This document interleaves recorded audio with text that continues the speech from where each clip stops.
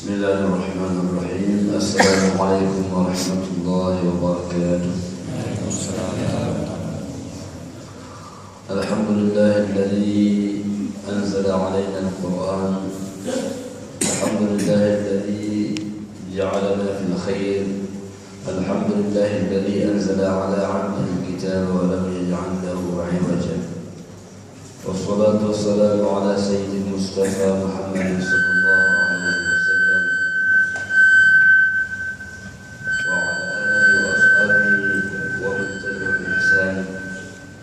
وقال تعالى في كتابه الكريم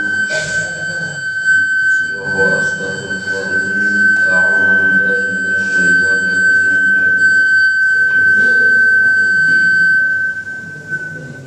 بسم الله الرحمن الرحيم أولئك الذين اشتروا الضلالة بالهدى فما ربحت تجارتهم وما كانوا مهتدين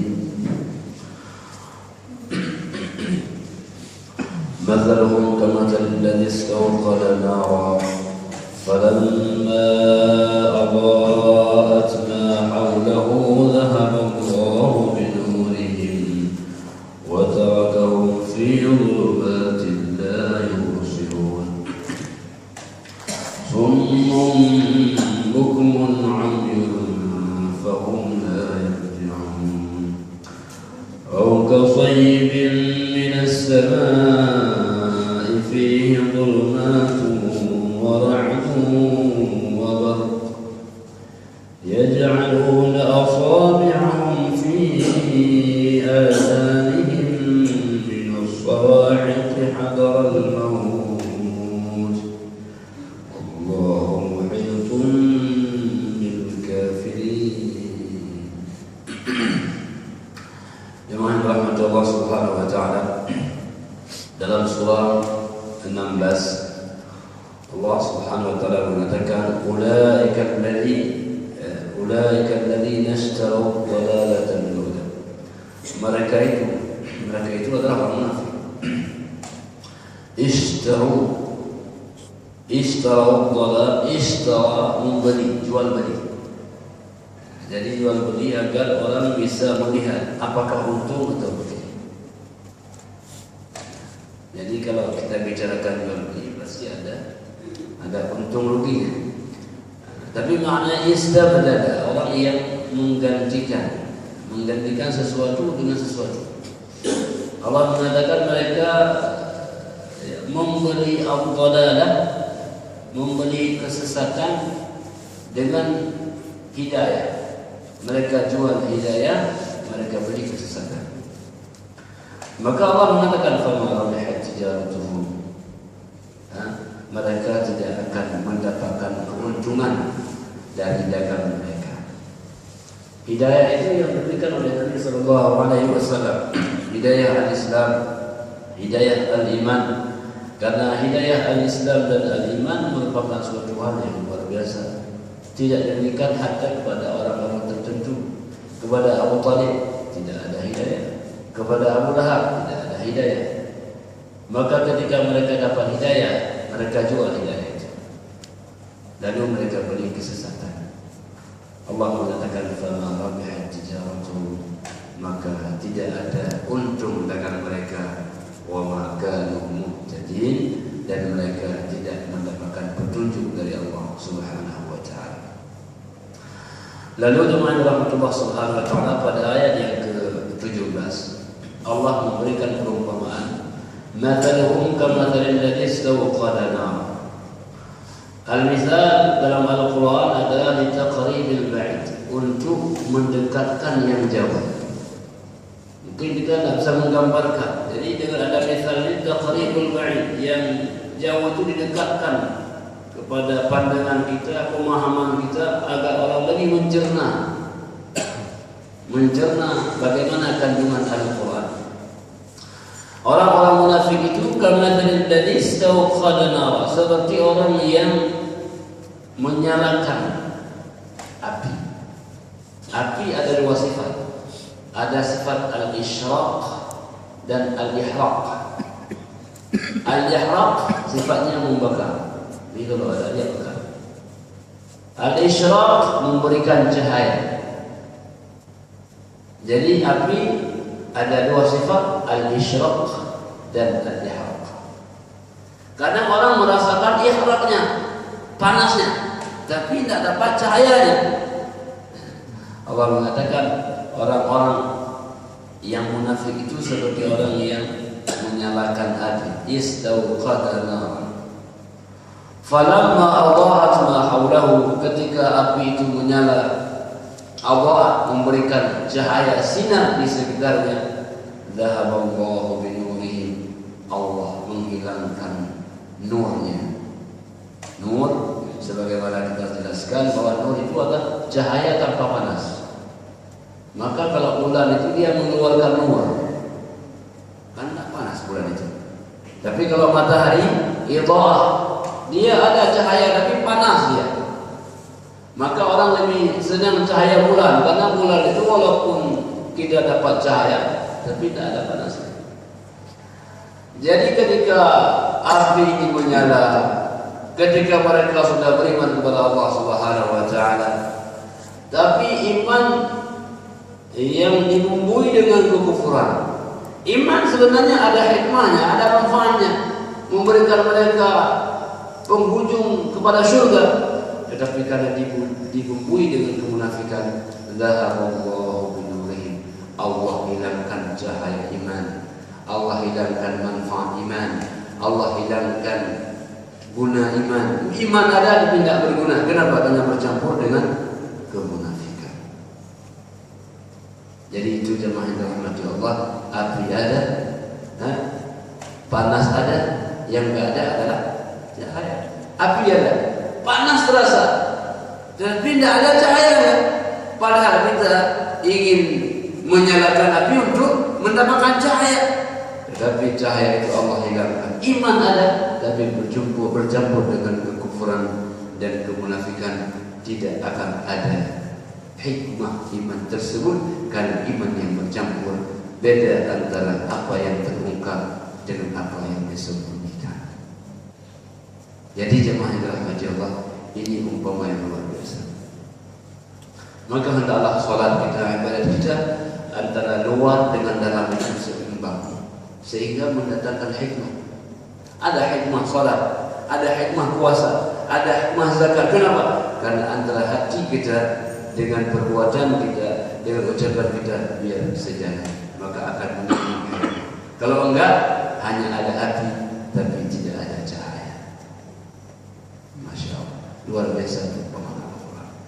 Betapa banyak orang yang mengamalkan sesuatu, jasad amalnya ada, gerakannya ada, tetapi hikmahnya yang tidak ada, sehingga seperti kering amal ibadahnya, tidak diberikan buah, tidak diberikan cahaya. Jamaah yang dirahmati Allah Subhanahu wa taala, dhahaballahu binurihim, Allah hilangkan cahayanya, nurnya. Kalau sudah tidak ada nur, tidak ada cahaya, wa tarakahum fi dhulumat, Allah tinggalkan mereka, Allah biarkan mereka di dalam kegelapan. Malah api ada, panas ada, cahaya ada. Apa yang terjadi? Mereka tinggal di dalam kegelapan. Zulumat itu jamak dari zulmat. Zulmat satu kegelapan. Kalau zulumat banyak kegelapan. Jadi kalau tidak ada nur, nur cukup satu. Nur cukup satu. Bisa menyinari semuanya. Tapi manusia berada dalam banyak kegelapan. Kegelapan apa? Kegelapan malam, kegelapan kekufuran, kegelapan kemaksiatan, kegelapan kemunafikan. Semua itu akan berkumpul pada mereka dengan berbagai macam kegelapan. Jadilah mereka orang yang ragu-ragu dalam hidupnya, apakah bahagia atau tidak. Mereka berada dalam keraguan karena Allah biarkan dalam kegelapan. Sehebat-hebat orang masih susah berjalan dalam gelap, walaupun matanya terang. Jadi Allah mengatakan, wa tarakahum, Allah tinggalkan mereka fi dhulumat, dalam banyak kegelapan. Bukan satu, banyak kegelapan. Ketika hilangnya cahaya, ketika hilangnya nur, maka di sana ada 1001 kegelapan. Maka dalam ayat yang lain ketika bicara Nuh dengan zulumat, Allah mengatakan Allahu waliyyul ladzina amanu yukhrijuhum minadh dhulumati ilan nur. Allah adalah sebagai penolong orang yang beriman. Allah mengeluarkan manusia dari 1001 kegelapan kepada satu cahaya. Cahaya satu. Nah, walaupun banyak kegelapan. Kalau sudah dapat hidayah satu, maka semua kegelapan akan sirna. Jadi itu jemaah adalah menjawab zulumat. Nah, banyak dalam bentuk jamaah. Karena dia bukan hanya satu, dia banyak kegelapan. Zulumat. Wa tarakahum fi zulumatin, dan Allah biarkan mereka dalam berbagai kegelapan, la yusirun, mereka tidak bisa melihat. Nah, sudah pasti dalam nur, dalam kegelapan mereka sudah tidak bisa melihat. Kalau tidak bisa melihat, apa yang terjadi? Mereka akan berhenti, tidak bisa maju kepada kebahagiaan, tidak bisa berjalan kepada jalan yang benar, tidak dapat melangkah ke dalam surga Allah Subhanahu wa taala. Mereka stagnan, mereka akan terhenti karena sudah hilang cahaya kebenaran. Berbahagialah kita, bersyukurlah kita, Allah masih memberikan hidayah kepada kita. Semoga hingga akhir hayat kita masih mendapatkan nur dari Allah Subhanahu wa taala. Ayat 17. Nah, jadi ayat ini mendekatkan kita. Kalau orang dalam kegelapan, coba kita bayangkan, awalnya ada api yang menerangi dengan nurnya, cahayanya. Sekarang Allah hilangkan cahaya, tinggal apinya, panas adanya, tapi tidak bisa bergerak kemana-mana. Coba kita bayangkan, itulah perumpamaan orang-orang al-munafiq.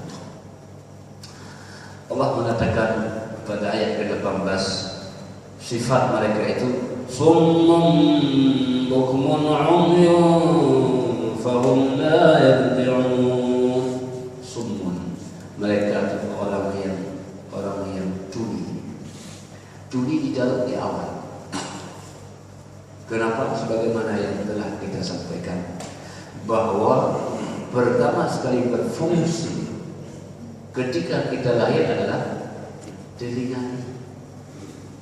Maka itulah sebabnya sunnah, walaupun dianggap harus dhaif, tapi karena banyak riwayatnya, sunnah orang diazan sebelah kanan, iqamah sebelah kiri. Karena yang pertama berfungsi dalam kehidupan manusia ketika dia lahir adalah telinganya. Belum berfungsi matanya, belum berfungsi hidungnya. Maka orang walaupun buta dia bisa menjadi orang cerdas, bisa apabila masih berfungsi telinga. Maka orang yang berfungsi telinganya menjadi orang yang sangat berpotensi menjadi orang-orang cerdas. Jadi oleh karena itu, hendaklah kita perdengarkan kepada anak-anak kita pendengaran yang baik, bacaan Al-Quran, nasihat-nasihat, itu potensial. Sambil jalan dia merekam apa yang dia dengar. Jadi summun, mereka tuli. Bukmun, mereka bisu. Bisu ada dua, ada bisu namanya bukmun, ada satu kharas. Kalau kharas itu dia mungkin bisu saja, tapi bukmun bisu dengan kebodohan, tidak dapat mencerna, itu bukmun. Summun, mereka tuli, mendengar tapi tidak bisa mencerna. Jadi mereka tuli terhadap hal-hal yang baik. Summun, bukmun adalah mereka tidak bisa bicara akan kebenaran. Umyun, mereka buta, tidak bisa melihat sesuatu yang benar itu adalah benar. Allahumma arinal haqqa haqqan warzuqna ittiba'ah. Ya Allah, nampakkan kepada mata kami yang benar itu benar, sehingga kami mengikuti kebenaran. Jadi jemaah yang dirahmati Allah Subhanahu wa taala, kalimat tuli, bisu dan buta itu bisa bermakna majazi, tapi juga bisa bermakna hakiki. Majazi maknanya dia mendengar, tapi pendengaran tidak sampai kepada kebenaran. Bisa melihat dengan matanya, tapi mata hatinya tak bisa melihat. Jadi lebih penting mata hati ketimbang mata yang ada yang kita miliki ini. Mata hati melihat ini jauh daripada mata kepala. Mata hati bisa melihat anak saya kurang sehat ya. Dilihat dengan apa? Dengan mata hati. Anak kita jauh, tapi terlihat dengan mata hati kita. Maka penting mata hati berbanding dengan mata kepala kita.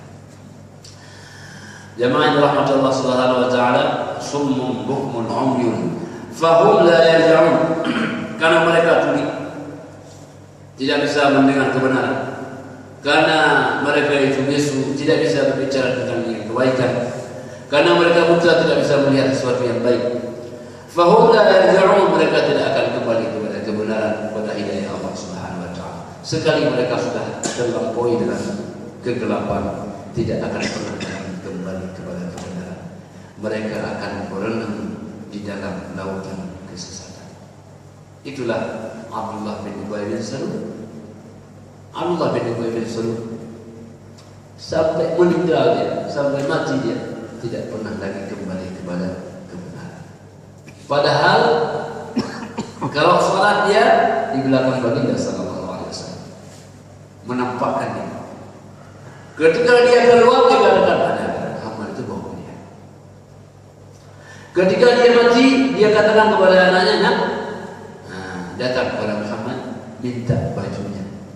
Ayah mau mati dengan baju Muhammad.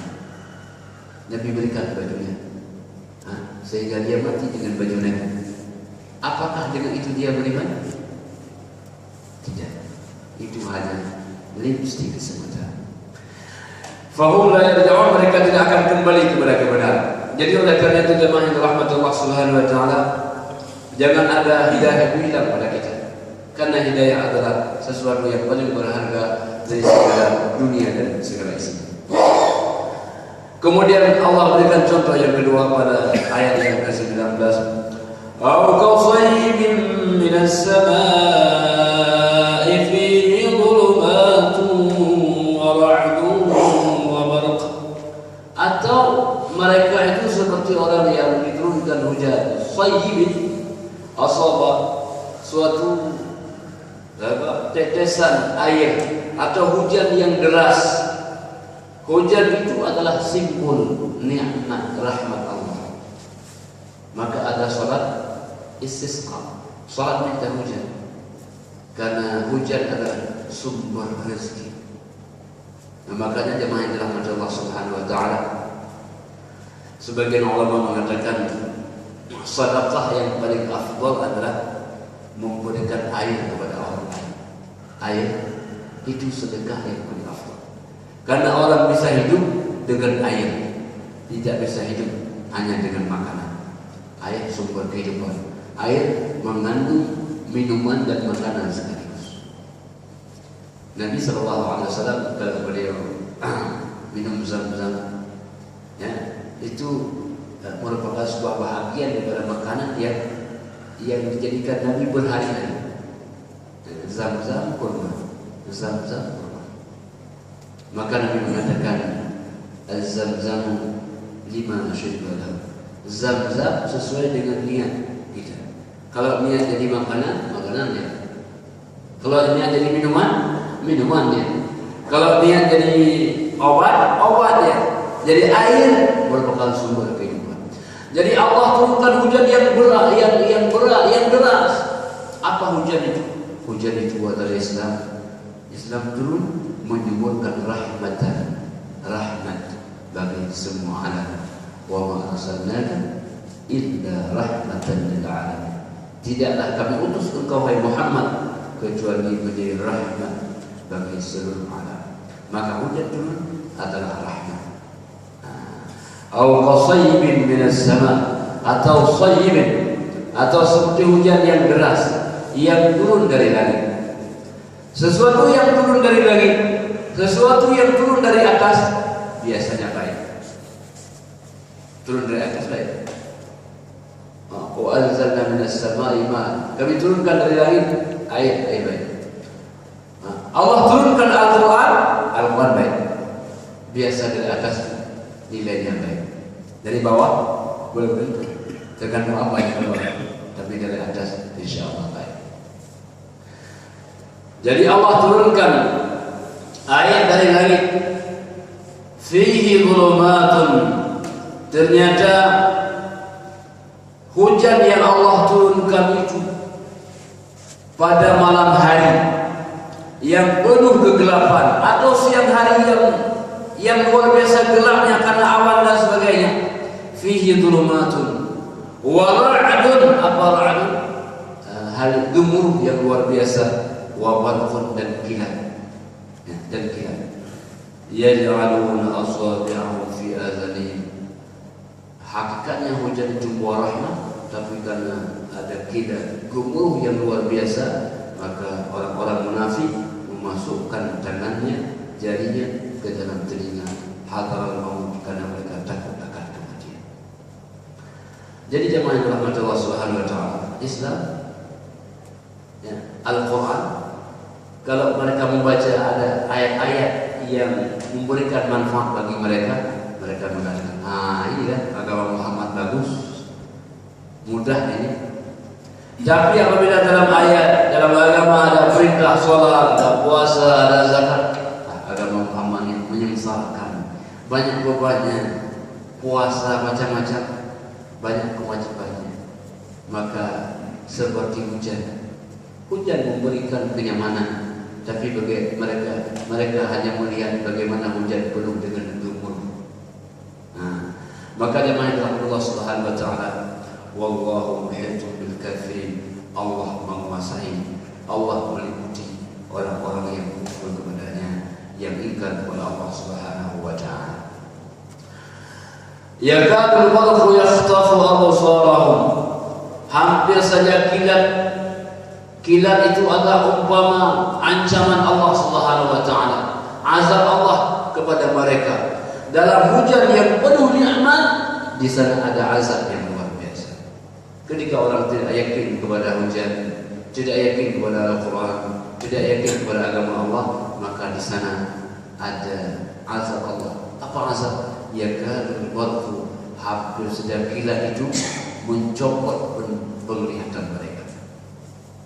Jadi jemaah yang Allah, bisa saja nikmat menjadi niqmah bila orang tidak pandai untuk mengelolanya. Kullama adha'a lahum masyaw fihi. Setiap kilat itu muncul, mereka berjalan. Setiap dalam agama ini ada manfaat, mereka taat beragama. Wa idza awlama 'alaihim qam. Tapi kalau sudah ada kegelapan, ada beban, diperintahkan sholat, diperintahkan berpuasa, mereka berhenti. Ini tidak benar agama Muhammad, berhenti. Tapi kalau ada kilat, ada manfaat, mereka berjalan. Ini bagus. Tapi kalau sudah ada perintah untuk melaksanakan sholat, ibadah, puasa, mereka berhenti. Makanya jemaah yang dirahmati Allah, khususnya mereka sangat berat melaksanakan salat subuh dan salat isya. Nabi mengatakan athqalus salat 'ala al-munafiqin salatul isya wa salatus subuh. Salat yang paling berat bagi orang munafik salat isya dan salat subuh. Kenapa? Karena mereka anggap tidak ada manfaat. Kalau maghrib ada yang lihat, kalau zuhur ada yang pantau, tapi kalau subuh dengan isya tidak ada yang lihat.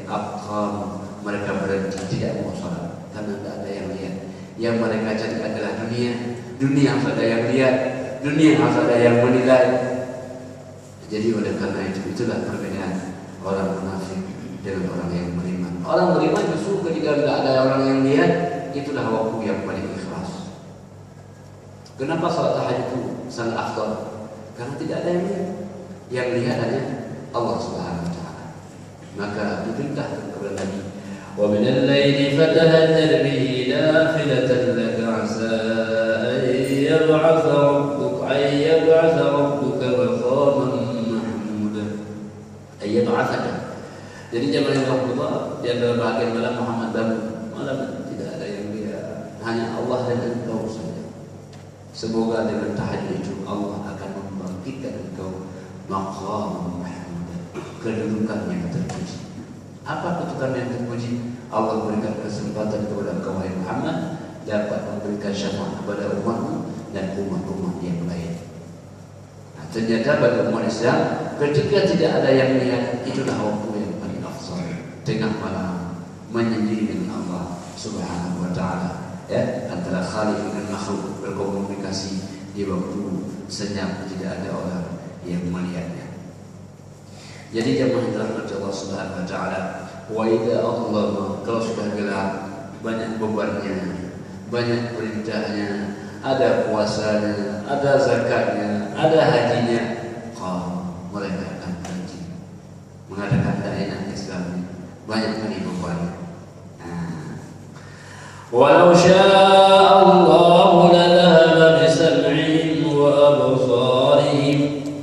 Andai kata Allah menghendaki sesuatu sangat terikat dengan kehendak Allah Subhanahu wa taala, maka jemaah yang dirahmati Allah Subhanahu wa taala, ya, tidak akan terjadi sesuatu tanpa kehendaknya. Jadi tanda orang beriman selalu dia mengadakan sesuatu diikat dengan kehendak Allah Subhanahu wa taala. Jadi kalau bicara dengan kehendak ini, ada sebuah kejadian yang menjadi sababul an-nuzul surah Al-Kahfi.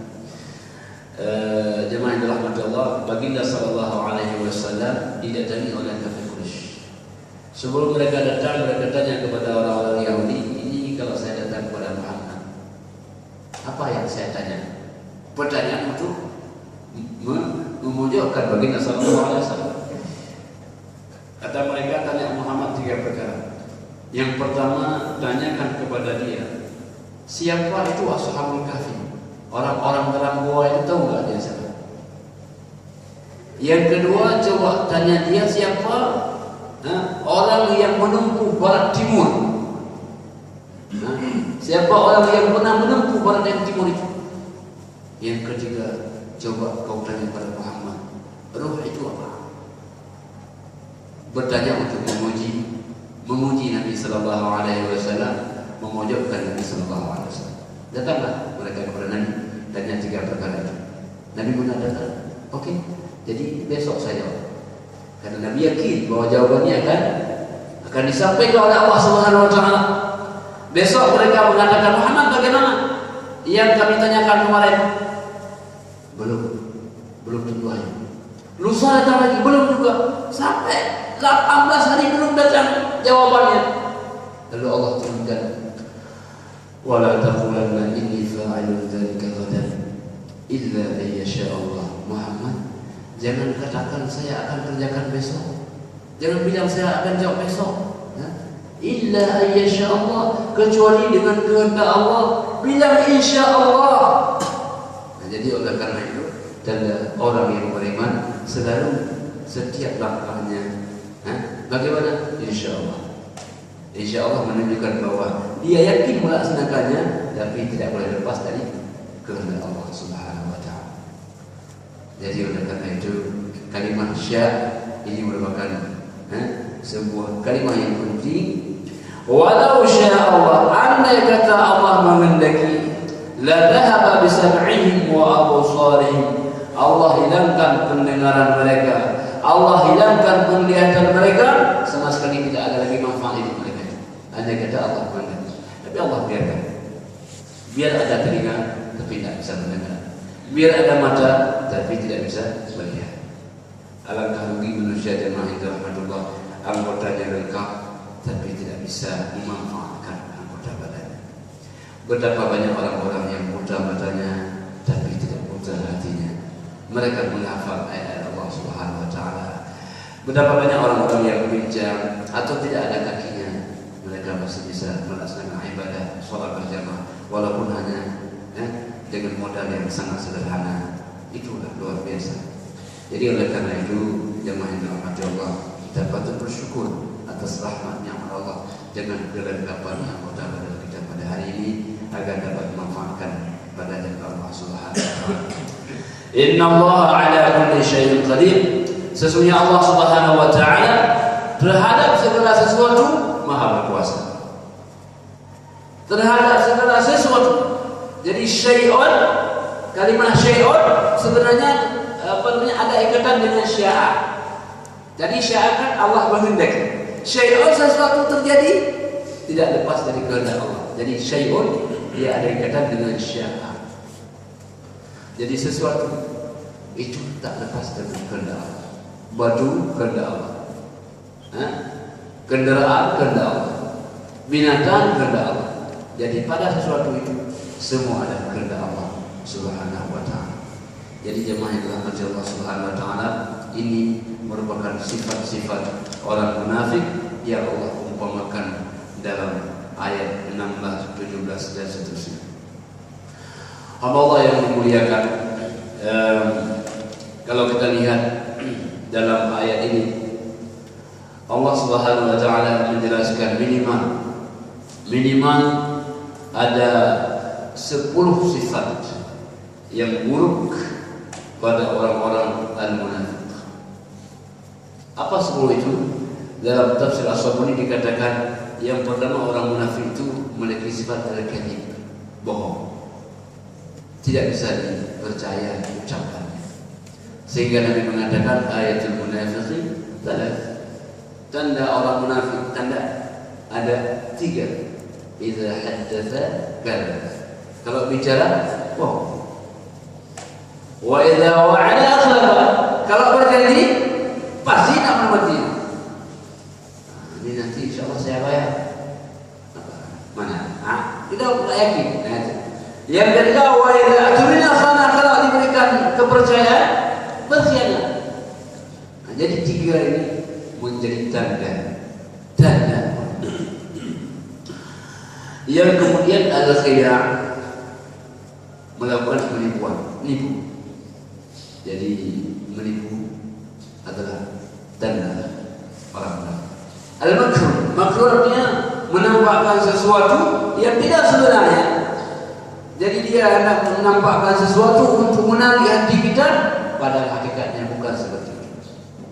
Jadi dalam bahasa kita, lipstick indah di penampilan, buruk pada tujuan. Itu lipstick. Kemudian yang keempat, as-safah. Safah, kebodohan akan kebenaran. Mereka tahu kebenaran seolah-olah mereka tidak tahu apa kebenaran. Sifat berikutnya adalah al-istihza. Senang mengejek, mencemoohkan, merendahkan. Orang-orang munafik senang untuk memojokkan orang. Kemudian yang berikutnya al-ifsad fil ardh. Senang berbuat kerusakan di muka bumi ini. Ya, mereka lalai kemaksiatan dan sebagainya. Kemudian berikutnya sifat al-jahl. Al-jahl kebodohan. Tidak ada ilmu tentang hakikat kebenaran. Kemudian al-dhalal, mereka berada di ambang kesesatan. Karena mereka tidak ikut hidayah, mereka selalu berada di jurang kesesatan. Kemudian berikutnya at-tadzabzub. Tadzabzub itu ragu-ragu antara ya dengan tidak, antara benar dengan salah, antara yakin dengan tidak. Itulah yang disebut dengan keraguan yang kita sebutkan pada yang lalu. Di antara kata ulama, fi qulubihim maradun, dalam hati mereka ada penyakit apa? Penyakit keraguan. Jadi semua orang yang punya penyakit ragu itu penyakit munafik yang harus dihilangkan. Tidak boleh ragu. Hidup harus yakin, mati juga dengan keyakinan. Orang kalau sudah hidup ragu, mati juga ragu nanti. Ada enggak azab kubur ya? Ada enggak surga ya? Tidak boleh. Kita harus yakin, hidup dengan yakin, dan mati pula dengan yakin. Nah. Kemudian jemaah yang dirahmati Allah Subhanahu wa taala, as-sukhriyah. Sukhriyah bil mu'min artinya mereka mengejek, mereka menghina orang-orang yang beriman. Melihat orang taat, mereka itu. Jadi itu sifat-sifat orang munafik. Jemaah yang dirahmati Allah Subhanahu wa taala, jadi ini perumpamaan orang-orang munafik dalam ayat ini. Munafik ada 2, ada munafik i'tiqadi, ada munafik amali. Munafik i'tiqadi, munafik yang keyakinannya kufur, tapi Allah itu lisannya beriman. Beriman dengan lisan, kufur dengan keyakinan, itu disebut dengan munafik i'tiqadi. Mereka akan kekal dalam neraka. Kenapa? Karena mereka tidak beriman hakikat. Yang kedua munafik amali. Munafik amal itu dia ada ucapan dengan perbuatan nak cocok. Nah, bapak di mana nih? Ini lagi di jalan, padahal kan rumah masih dengan mandi. Nah, itu munafik amal. Nah, ini apa? Anak kalau itu orang. Itu munafik amal. Itu mereka akan masuk neraka tapi tidak kekal. Nah, jadi dia orang berbohong. Nah, jadi oleh karena itu dia mahasiswa. Mungkin kita main-main atau mungkin kita menganggap itu sesuatu yang kecil, tapi itu dianggap munafik amal. Nah, jadi jemaah Allah jangan sampai dengan ada kemudahan kita dengan media hari ini, dengan telepon, sering sekali orang mengungkapkan sesuatu yang tidak sebenarnya. Jadi itu kita harus hati-hati karena bisa menyebabkan orang kepada munafik amal. Allah yang dimuliakan, selesai sudah kita ayat tentang orang munafik. Ada satu pihak orang yang beriman sampai ayat ke-6.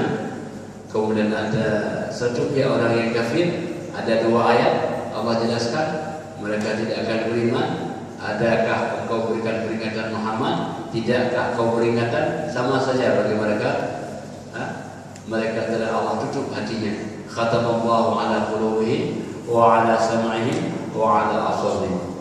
Jadi hati mereka ditutup, pendengaran mereka, telinga mereka ditutup oleh Allah. Tutup bukan makna hakiki, tapi makna majazi. Dihalangi oleh Allah untuk mendapatkan kebenaran karena mereka terus bergemang di dalam kemaksiatan dan kekufuran.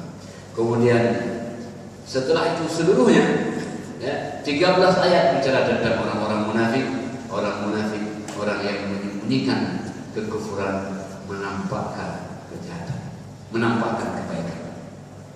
Jadi orang munafik ini jemaah Allah berada pada lapisan paling bawah api neraka.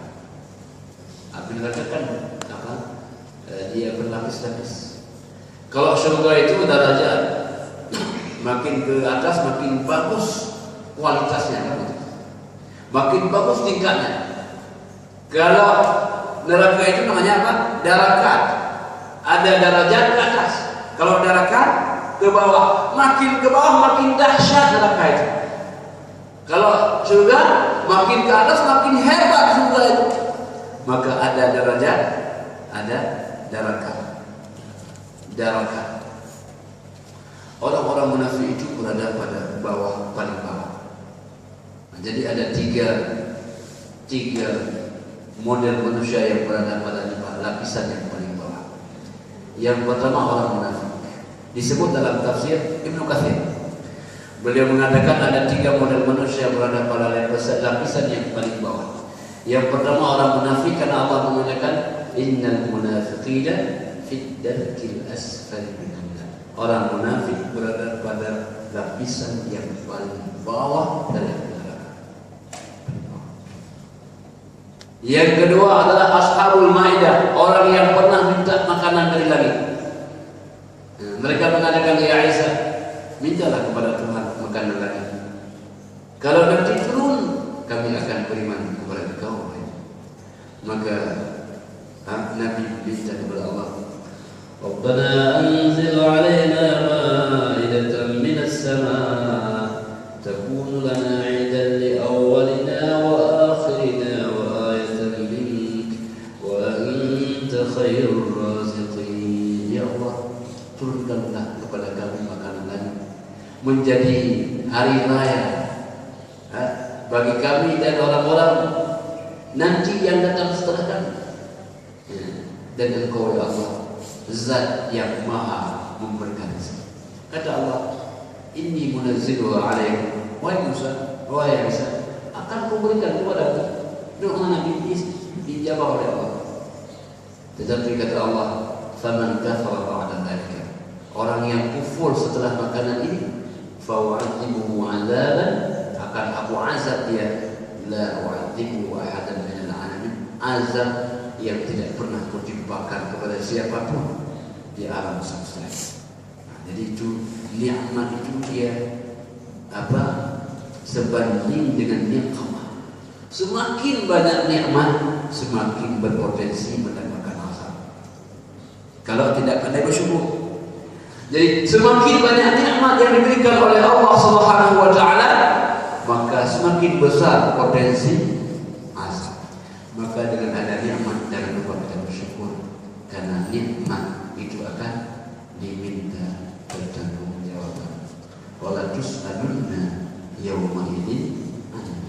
Kami pertanyakan satu persatu nikmat yang pernah diberikan oleh Allah Subhanahu wa taala. Yang gratis mana? Kata Nabi,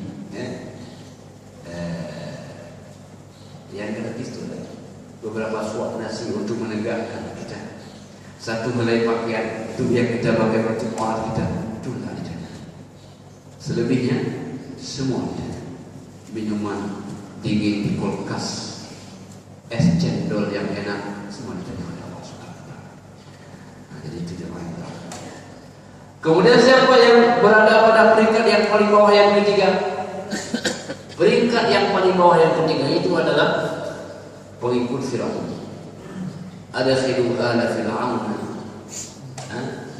syiddan ala, masukkanlah pengikut Firaun itu ke dalam azab yang amat sangat pedih. Jadi jemaah dirahmati Allah Subhanahu wa taala, hendaklah kita berhati-hati dalam hidup ini agar kita menjadi orang-orang yang bertakwa kepada Allah Subhanahu wa taala. Jemaah yang dirahmati Allah, mungkin sebelum kita tutup ada hal-hal yang kita diskusikan. Tafadhal kalau ada.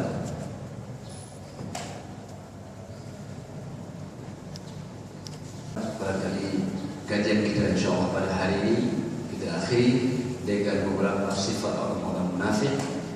Semoga Allah Subhanahu wa taala memberikan kita kemudahan dalam mengamalkan agama dan menjalankan perintah Allah Subhanahu wa taala. Hadanallahu wa iyyakum ajma'in. Wassalamualaikum warahmatullahi wabarakatuh.